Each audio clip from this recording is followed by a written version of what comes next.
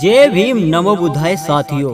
दोस्तों, आज की अपनी इस वीडियो में हम आपको बताने जा रहे हैं कि अगर बाबा साहब डॉक्टर भीमराव अंबेडकर ना होते तो चमारों दलितों का क्या होता और दलित चमार हमेशा नीच अछूत बने रहते।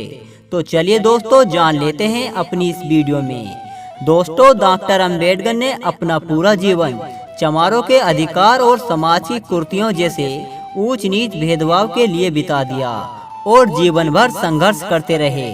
और दोस्तों, सबसे महत्वपूर्ण बात तो यह है कि भारत देश को एक संविधान दिया और जिसमें सबको एक समान हक मिला। दोस्तों, बाबा साहब के जितने भी महान कार्यों का उल्लेख किया जाए उतना ही कम है। दोस्तों, बाबा साहब अंबेडकर पहली बार 19 दिसंबर 1946 को बंगाल से जीतकर आए, संविधान सभा में आए। लेकिन उसके तुरंत बाद भारत देश का बंटवारा हो गया। जिस संविधान सभा सीट का डॉक्टर अंबेडकर प्रतिनिधित्व करते थे उसे पाकिस्तान को दे दिया और इससे अंबेडकर का निर्वाचन खत्म हो गया। भारत के बंटवारे के समय जिस तरह बंगाल वाले हिस्से को पूर्व पाकिस्तान को दे दिया गया, यह एक साजिश के तहत दिया गया था कि अंबेडकर संविधान सभा में न रह पाए। इस साजिश को ध्यान में रखते हुए डॉक्टर अंबेडकर वापस 14 जुलाई 1947 को बम्बई से जीतकर आए और इस जीत के संबंध में यह कहा जाता है कि दोबारा बम्बई से चुने जाने में कांग्रेस ने साथ दिया था। और जबकि सच्चाई यह है कि अंबेडकर संविधान सभा में नहीं आते तो भारत का संविधान नहीं बनता। दोबारा जीत के बाद यह घोषणा की थी कि 15 अगस्त को अंग्रेज भारत को सौंप देंगे। जब बंगाल की जीत के बाद अंबेडकर संविधान सभा के सदस्य नहीं रहते तो ब्रिटेन की संसद ने भारत की संविधान सभा का कड़ा विरोध किया। आखिर अंग्रेज को दबाने और विरोध को रोकने के लिए खुद नेता पंडित जवाहरलाल नेहरू को ब्रिटेन जाना पड़ा।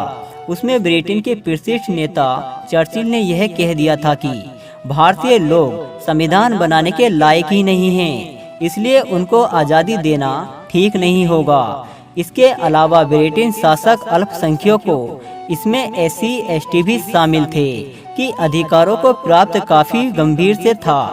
डॉक्टर अंबेडकर का कहना था कि schedule caste water him Hindu नहीं है। इस बात पर ब्रिटेन की संसद सभा में खूब बखाड़ हुआ। बाद में हालात ऐसे हुए कि सभी अल्पसंख्यकों के अधिकार का सेटलमेंट नहीं होगा तो भारत का संविधान नहीं बन पाएगा और इससे मान्यता भी नहीं मिलेगी।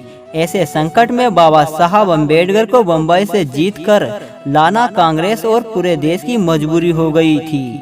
और दोस्तों, यह भी कहा जाता है कि बैरिस्टर जेकर ने डॉक्टर अंबेडकर के लिए अपना इस्तीफा दे दिया था। जबकि सच्चाई यह है कि कांग्रेस के कुछ बड़े नेताओं के साथ मतभेद होने के कारण बैरिस्टर जेकर ने पहले ही अपना इस्तीफा दे दिया था। ऐसे में यदि डॉक्टर अंबेडकर को दोबारा नहीं जिताया जाता तो संविधान भी नहीं बन पाता।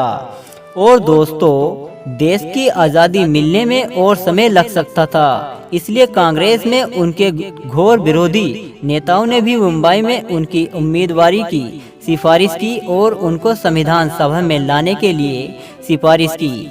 ऐसे भी नहीं है कि कांग्रेस में देश का संविधान लिखने वाला कोई दूसरा व्यक्ति नहीं था, लेकिन महत्वपूर्ण बाबा साहब भीमराव अंबेडकर ही थे, क्योंकि अगर वो संविधान सभा में नहीं होते तो भारत के अछूत चमारों के अधिकारों का संवैधानिक सेटलमेंट प्राप्त होने की बात नहीं मानी जाती और इससे भारत के संविधान को मान्यता भी प्राप्त नहीं होती। भारत को बड़े लोकतंत्र के रूप में भी दर्जा नहीं मिल पाता, क्योंकि यह तभी माना जाता कि भारत के एक बड़े वर्ग ST और SC की स्वतंत्रता अधिकारों की बात संविधान में नहीं होती। दोस्तों, बाबा साहब डॉक्टर भीमराव अंबेडकर का संविधान सभा में होना बहुत ही जरूरी था। चमारों दलितों के हित और चमारों के अधिकार की व्यवस्था को लाने में बाबा साहब भीमराव अंबेडकर का बहुत बड़ा हाथ और योगदान रहा। तो दोस्तों, आपको यह जानकारी कैसी लगी हमें कमेंट करके जरूर बताएं। जय भीम, जय भारत।